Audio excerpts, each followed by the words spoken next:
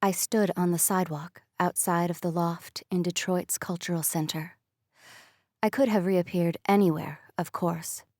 The sensible thing would have been to appear in the living room or the kitchen. Except then I would not have had this moment. This ridiculous, nonsensical, blissful moment of looking at the limestone building against the backdrop of a perfect, blue-skied Detroit autumn day. Home. That word is one I never really understood. Homesickness, even less so. It was a concept that made no sense to me. There was never a reason for me to comprehend the idea of it. And what I'd thought of as family, compared to what I have now, compared to the people who lived in the loft, was like comparing the light of a candle to the brilliance of the sun. There is no comparison. I took a breath, breathing in the familiar scent of car exhaust and leaf decay, a perfume so quintessentially Detroit that it brings me back here every time. I'd been looking forward to this day almost since the moment I'd flown away nearly 2 years ago. I'd left my best friend, my sister, my queen and God, at a time when she needed me. I'd left, hoping I could come back stronger and better able to serve her. I still hadn't found what I was looking for. Perhaps I never would, but I did feel somewhat less lost. I traveled. I lived. I thought. I still did not know what this life expected of me. Perhaps I'd figure it out at Mollis's side, after all.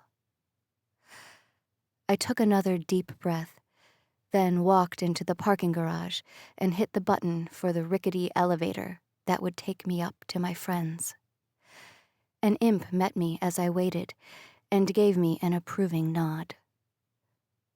"Welcome back, Guardian," it said, its coarse voice a welcome intrusion into my nervous, excited thoughts.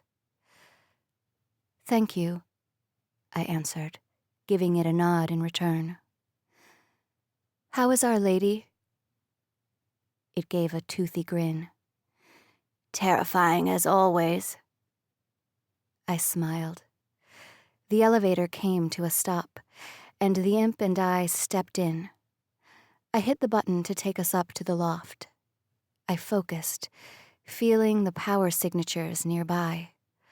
Several imps, as was always the case when the goddess of death was nearby. The shifter, the frenzied, chaotic power signatures of at least 2 children. And roaring over all of it, her power. I practically jumped up and down, giddy over the sight of seeing my friend again. The elevator came to a stop. The doors opened, and I heard a crazed cheer from inside the loft. Within seconds, the gleaming wooden door was thrown open, and Mollis Eth Hades, Queen of the Nether, Goddess of Death, was flinging herself at me, tears rolling down her pale cheeks. I hugged her just as hard as she was hugging me, and we laughed in each other's arms. You're back,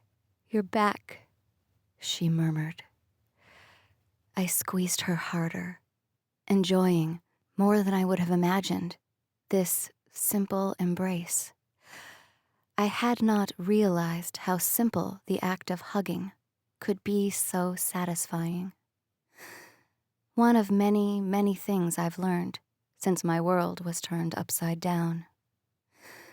I patted her back, squeezed her one more time, and we pulled apart. We looked at each other, both of us with tears streaming down our faces, and Mollis laughed. "Look what you made me do," she chastised, wiping the tears away.